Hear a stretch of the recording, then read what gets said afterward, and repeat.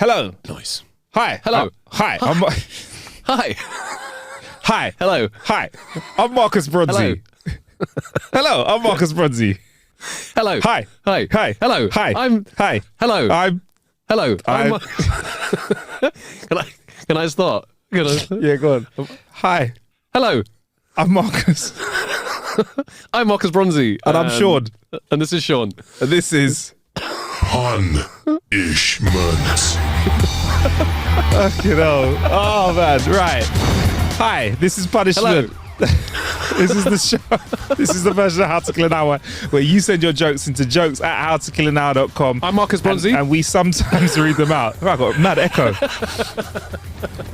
Sean, let's get into reading these jokes. Boy, let's get straight to it. This is Punishment. Let's do it, baby. Is that actually you saying punishment? No, my voice isn't that deep. No, but I thought. Do you remember the little thing that we had before, where you could like slow it down and make it lower? Do you remember that? Yeah, I do. Do you remember that? Yeah. Could have been that. Could have been that. It could have been that. Yeah, but May have been that. Should we get? We'll get that disc back. All right, cool. Who goes first? Oh, I'm glad that you told me about. Are you serious? It took like a year and a half for me to clock where that came. I didn't even clock. You just told me. I don't think we've told the audience where the intro. Are you serious? Oh, we should. Are you serious? Where that comes from. We really reel it one day. Let's. Yeah. If anyone wants to guess, yeah, do send your guesses in. Yeah, The wildest guess we potentially will read out. The guess that swings and hits, that swings in, the best will get it. Okay. Who is going first? You. Oh, me. All right. This one is from Man Like Evan. Pick up Evan. A guy walks into a bar and sees a sign that says, "Make my horse laugh and win $500. So the guy has a couple of drinks and asks about the sign. Bartender says the horse is in the back. So the guy goes back there and pretty soon the horse is laughing uproariously. Guy collects his $500 and leaves. When he comes back the next week, the sign has been replaced by one that says, "Make my horse stop laughing and win $500. So the guy once again goes to the back and pretty soon the laughter is replaced by sobbing. The bartender says, "I'll give you $500, but you have to tell me how you did it." So the guy explains that the first week he told the horse, "My dick is bigger than yours." The bartender asks, "So what did you tell him just now?" "Nothing. I showed him and proved it." I'm not going to lie, I think we've done this one before. But this is the un-Christmassy version. I think we did a Christmas one. Was it a Christmas man walks horse? into a Christmas bar. Go and if you can make my Christmas horse. You can make a Christmas horse called Rudolph. What, reindeer? No, it's a Christmas horse. This is from Alexander or Alex Kremdev. There are three guys walking down a beach when they come across a mermaid sitting on a rock. The first guy says, "Have you ever been kissed?" And the mermaid says, "No." So the man kisses her and says, "There you go." And she goes, "That was nice." The second man says, "Have you ever had your boots fondled?" And she says, "No." So then he fondles her and she says, "Oh, thank you. That was lovely." The third guy says, "Have you ever been screwed?" The mermaid blushes and excited. He says, "No." The man turns to her and says, "Well, the tides are out, so you are now."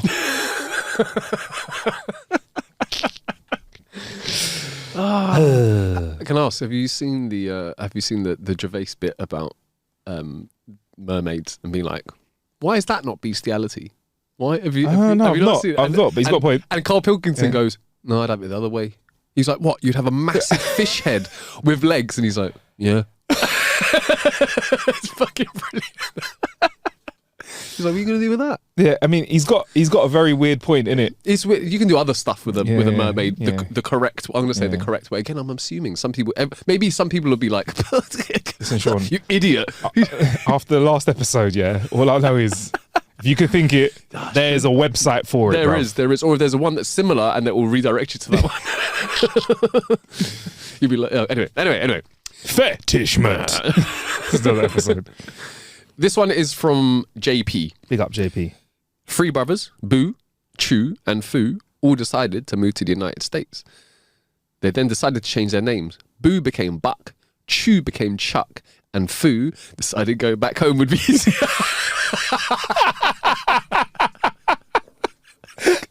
That's a good one. It was probably more apt that I read that on the show. Yeah. I think it's better to say back home to where they came from instead of what the original joke wrote.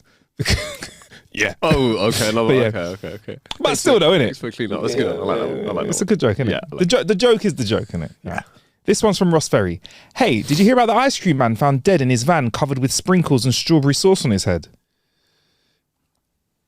99 something. I don't know. I haven't got the whole joke, so I need to find it. I'll do some more guessing in the sprinkles. Okay, go. They believed he topped himself. Damn it! Damn it! That's a very good one. How have I not heard that one before? Oh, big up. Who sent that one in? Ross Ferry. Ross Ferry, big up Ross Ferry. This one is from, I think it's pronounced Faddy. Mm-hmm. What do you call the space between fake boobs? I don't know. What do you call the space between fake bulbs? Silicon Valley.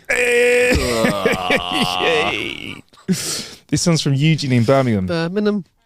Have you heard of the Greek hero Bophades? No. Well, he was one of the heroes to fight in the Trojan War. His story is quite similar to the stories of Achilles. When he was a child, his mother held him by his groin and dipped him in the river Styx. Is it Styx? Styx. Sorry. So, Let me say that again. When he was a child, his mother held him by the groin and dipped him in the river Styx, and it was to make him invincible in battle.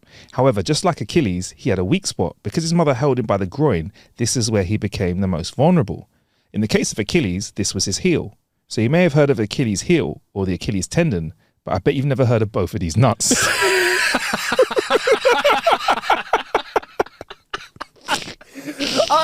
Do you know what? I saw it coming. I thought it just has to be testicle related at some point. These nuts. I like that. You know what? I want to take that to the pub with us this Christmas. Hey, that's a good one. That is the perfect pub joke. Yeah, especially if you can line in and go like, by the way, have you heard of both of these? Like, and like, if you can get slide that one in, you're good. Do you know as well? The only reason I knew it was called, I believe it's called Styx, is I just started watching Chaos. Oh yeah, what's his name? Yeah. I've Wrong episode, wrong part of it. I know, right? But I know, but no, go for it. No, just enjoying it so far. Is that the one with Jeff Goldblum in it? Yeah, he's brilliant. Cool. He's so good. All So right, good. cool. Yeah, I'll give it a go. 2 episodes in, enjoying it so far. But nice, thank you very much. Yeah. I love stuff like that. Like I think you'd enjoy it. American Gods, I really enjoyed as well. Did you ever watch that? It's got a similar vibe. Yeah. To be honest with you, I didn't continue. I saw like a couple of episodes, not because of American Gods, not because it wasn't good or anything. Just Sometimes wasn't for not good at finishing series at points. Similar vibe. I think you'll like it. Nice. I love the leprechaun out of American Gods because they changed the lore of the leprechaun from being this cheery dude to having a real like glorious and dark story. I just loved how they like. He was like, I can say it, innit? He was like, the reason he's seen as not as powerful now, because I think is the more people believe in you, the better you are. But if they believe you're like a cheery little leprechaun, you're not as powerful. And he's like, I was a battle god, I was a warlord. And you saw him back in the day and he was like, leprechauns are rude boys. And like, he's a bit like, how do you put it? He's a bit jaded by his perception, but he's like a tough nut as well. And an amazing character. I mean, anyway, sorry, I might have to rewatch American Gods and yeah. spin out there. Okay. Don't know if this one's from, but daughter. Why was my brother named Azip? Because Azip, spelled backwards, is pizza. I loved pizza at the time. Oh, Daughter. Thanks, Dad. You're welcome, Lana.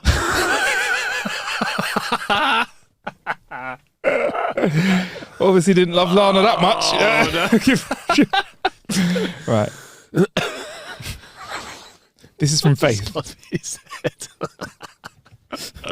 Just saying.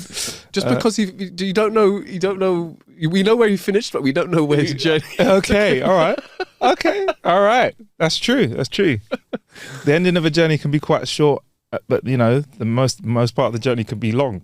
That's all I'm going to say though. A nurse. This is from Faith. A nurse walks into a bank exhausted after a 20-hour shift. She pulls a rectal thermometer out of her pocket and tries to write a check with it. She looks at the cashier in the bank and says, "Oh, well, that's just great. Some arsehole has my pen." Literally. As you said, I got a horrible thing of just seeing her sign it with a thermometer and it just being a chocolatey little signature. Okay. Sweet corn for a full stop. Oh, that's horrible.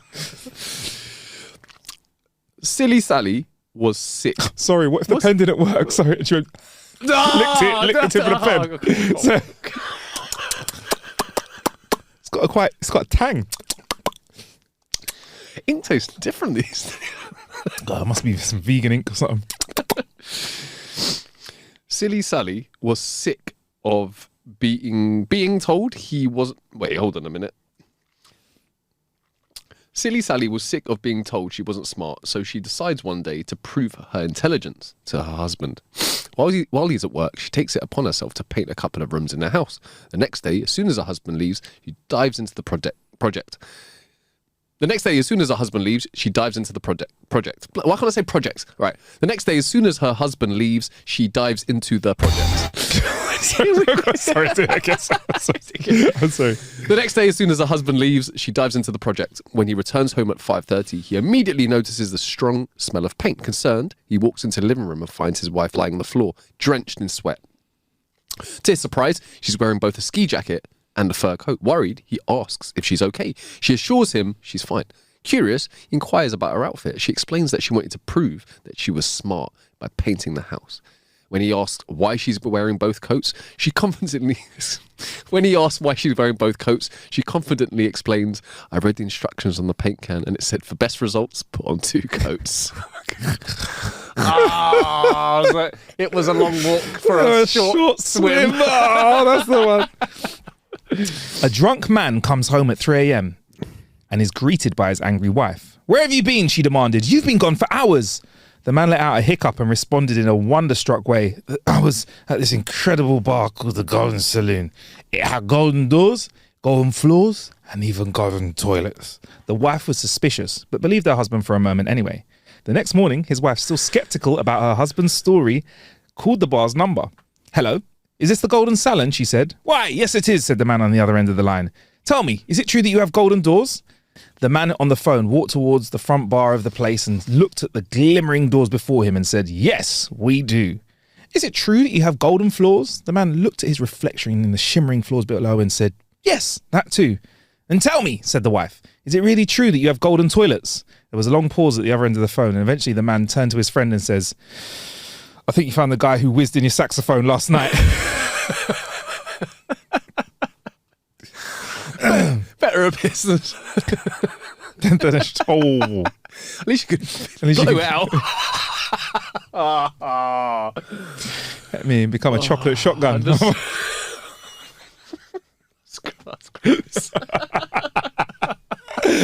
A shit gun. All right, stop that. All right. A friend came up to me and told me that the other half had left them. Me. Why? My mate. They asked who I would choose for a threesome. I replied, "Let me guess. You chose one of their friends?" My mate. "Nah, I chose 2. That will do it. Lad. That'll get you fired. Yeah, that'll get you fired quick. My friend said to me, "Mate, you have a bachelor's, a master's, and a PhD, but you still act like an idiot."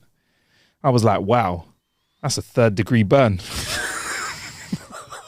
Oh, that's a good one. I like that one. A little funny one. My other half thought she saw a cockroach in the kitchen, so I sprayed everything down and cleaned it thoroughly. Today, I'm putting the cockroach in the bathroom. Sorry, I think I messed that one. I think my other half thought they saw. Yeah, that's what I said. Did I not say that? Yeah, I don't know. Let's try. I think I said that. I kind of half read it and made the rest up. Yeah. I lost my girlfriend because I was a compulsive gambler. All I can think now is, how do I win her back? Oh, it's a strong pun to finish. And that, guys, was Punishment. Do you want to get your jokes in? Get them into jokes@howtokillanhour.com. That's jokes@howtokillanhour.com. And you can punish us and we can punish you with more punishment jokes, man. Look, Sean and I got to get out of here, man. I hope you have a fabulous Christmas. Fabuloso. Eat some turkey. And whether you think that's a euphemism or not, you go for it. Have some stuff in. Make sure you have that stuff in. Pigs in blankets. You get me? Roast those potatoes. Yep. And Brussels those sprouts. Nah, you get me? love the sprouts. No, love the sprouts. No, yeah, cool. Yeah, forget that. Sorry. Yeah, cool. Killed it. All right, have a great Christmas. We'll see you next time, yeah? Peace. You ho-ho-hos.